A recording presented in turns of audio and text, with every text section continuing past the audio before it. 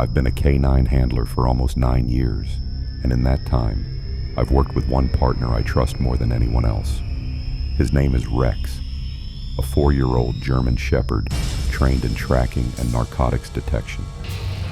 Rex has followed suspects through dark forests, abandoned warehouses, and empty houses in the middle of the night. He has always been steady and confident. Loud noises, strange smells, or tense situations never seem to bother him.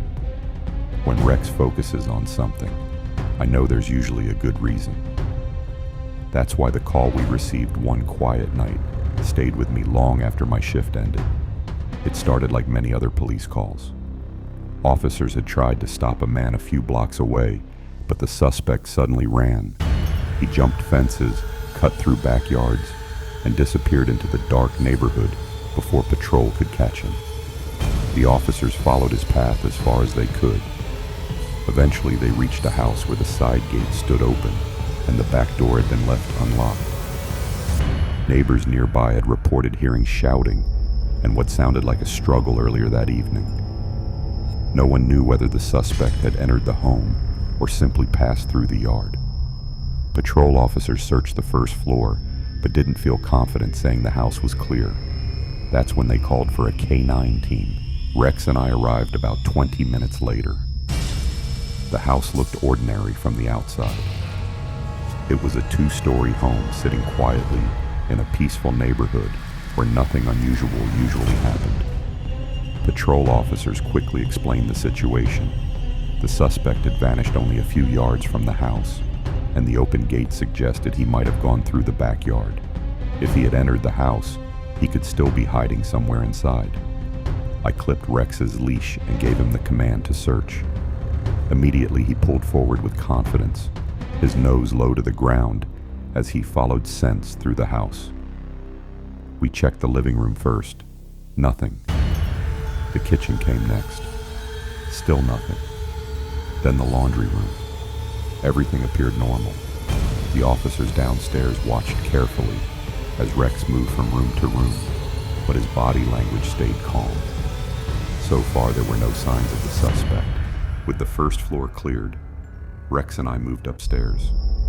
The second floor hallway was narrow and silent. 3 bedrooms and a small bathroom lined the corridor. The air upstairs felt heavy, almost stale, like the house had been closed up for days. The homeowners were reportedly out of town, which explained why the rooms were so still. Rex entered the first bedroom and sniffed around carefully. The room was empty. Then we checked the second bedroom. Again, nothing unusual. But as we stepped back into the hallway, Rex suddenly pulled toward the bathroom at the end. I followed him inside and watched as he sniffed along the floor and the edge of the sink cabinet. Everything looked normal. For a moment, I thought the search might end without finding anything at all.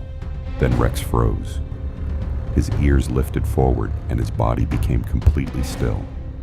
A low growl started in his throat.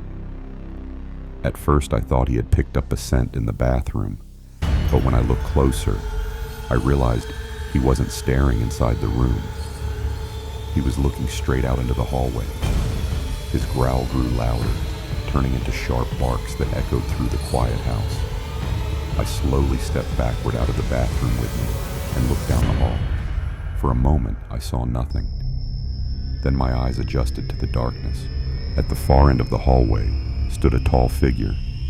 The person was completely still, standing near the doorway of the last bedroom. The shape was dark and silent, and for a moment I assumed it must be another officer, but something felt wrong immediately. None of the other officers had come upstairs yet, and if they had, they would have announced themselves. I called out clearly, "Police department, I have a K9 with me." The figure didn't respond.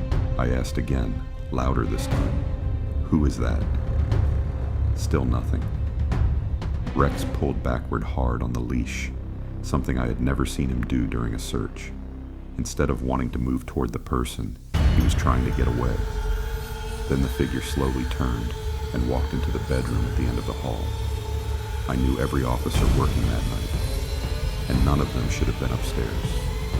I drew my weapon and radio downstairs that I might have located the suspect. Rex resisted every step as I walked toward the bedroom. His paws slid slightly across the floor as he tried to pull back. When we reached the doorway, he stopped completely. No matter how gently I pulled the leash, he refused to enter the room. I stepped inside alone with my weapon raised, scanning every corner carefully. But the room was empty, completely empty. A bed sat against the wall, and a dresser stood across from it. I checked the closet, looked under the bed, and examined the window. Everything was closed. There were no hidden doors or crawl spaces. No one could have left the room without passing me in the hallway. The other officers soon joined me upstairs. Together we searched every inch of the room and hallway. We checked the walls, the closets, and even the bathroom again. Rex stayed in the hallway the entire time.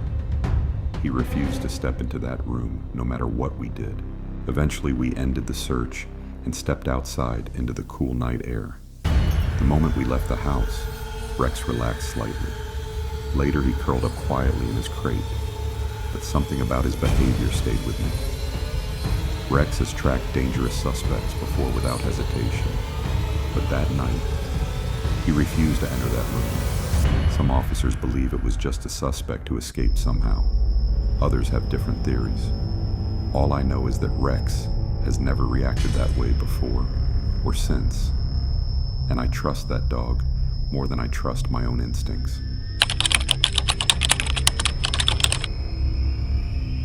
When I was 21 years old, I joined the police force in a small town that I won't name. At the time, I had just become a father, and I needed a steady job to support my family. The department needed new officers, so the timing worked out for both of us. Because I was new, they assigned me to the overnight shift from 6 in the evening until 6 in the morning. Most rookies don't enjoy those hours, but I didn't mind. The town was usually quiet at night. Most of my shifts were filled with small things like traffic stops, checking suspicious vehicles, or responding to the occasional noise complaint. One night, a heavy thunderstorm rolled through the area. The rain poured down so hard that some roads started flooding. Power lines in several neighborhoods went down, leaving entire blocks without electricity. Around 2 in the morning, I parked my cruiser in a central parking lot so I could respond quickly if an accident happened. The rain hit the windshield while I listened to the radio, expecting another slow night. Then the radio crackled. Our dispatcher, Claire, told us they had just received a 911 call. The caller claimed he had been kidnapped and was being held inside someone's home. Before Claire could ask questions, the call suddenly ended. When she tried calling back, no one answered. The computer system showed the location of the call, and I realized I was only about 10 minutes away. Another officer named Chris radioed in and said he would meet me there. Before we ended the conversation, Claire said something strange about the call. She explained that the caller sounded like he was changing his voice somehow. According to her, the voice sounded almost like a child, specifically like a young girl. That detail made the call feel even more disturbing. When we reached the address, the neighborhood was completely dark. Every streetlight was out because of the power outage. Chris had arrived first and parked his cruiser in front of the house. The place looked run down. The grass was tall, bushes covered the windows, and the roof looked damaged. Even in the rain, the house looked neglected. We walked up to the door and rang the bell.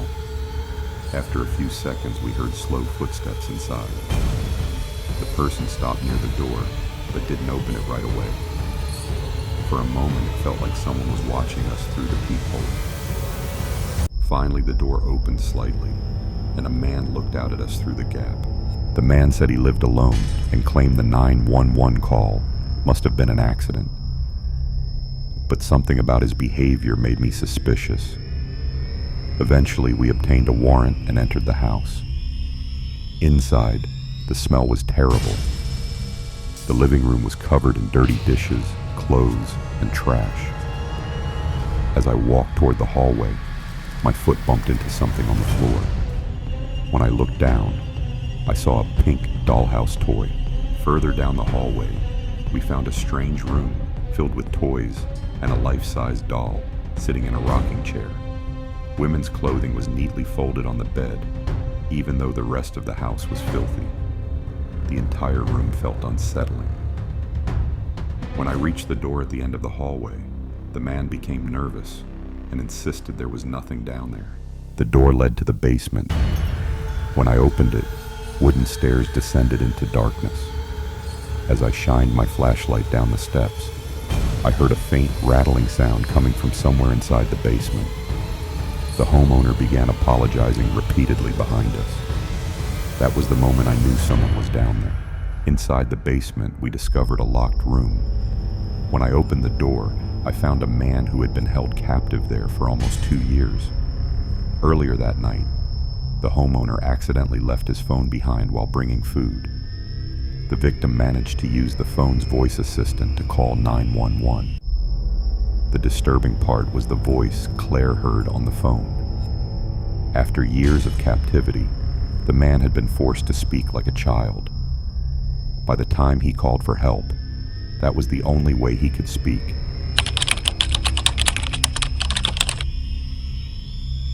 I've worked night patrol for over 8 years now. Most calls become routine after a while. You respond, handle the situation, and move on to the next one. But every so often, a call stays in your memory long after it's over. This one happened late one October night around 2:40 in the morning. Dispatch received a call from a woman who said she heard someone screaming for help from the house next door. By the time she called 911, the screaming had stopped. The neighborhood was usually quiet and peaceful, which made the report unusual. When I arrived, the street was silent. Most homes were dark. A light rain had started falling, and the pavement shined under the streetlights. As I walked toward the house, I noticed something that immediately put me on alert. The front door was slightly open. I knocked on the door frame and announced myself as police. No one answered. Because of the report of screaming in the open door, I stepped inside to check the house. At first, everything looked normal. The living room and kitchen were clean and organized. But something felt wrong about the silence. On the kitchen table, I noticed a glass of water that looked like it had been recently used. As I walked upstairs, I heard a faint sound from above, like someone dragging a foot across the carpet. I stopped and listened carefully before continuing up the stairs with my weapon ready. Upstairs, I searched each room one by one. Everything appeared empty until I reached the bathroom. On the carpet outside the door was a dark spot. When I checked it, I realized it was blood. Inside the bathroom, there were streaks of blood near the bathtub, but there was no one inside. Backup was still several minutes away, and I was alone in the house. When I returned downstairs, I noticed a door near the kitchen that I hadn't seen before. It was slightly open now. When I opened it, I found a staircase leading down to a dark basement. At the bottom of the basement, I found a metal chair with zip ties attached to the armrests and a large stain on the floor beneath it. Suddenly, a person ran from the corner of the room and escaped through a small window. I chased them outside, but lost them in the rain. The house belonged to a man who was never seen again. The neighbor swore she heard a woman screaming, but no one ever found out who that voice belonged to. If you like this video, don't forget to subscribe my channel. See you on next videos. Till then, goodbye.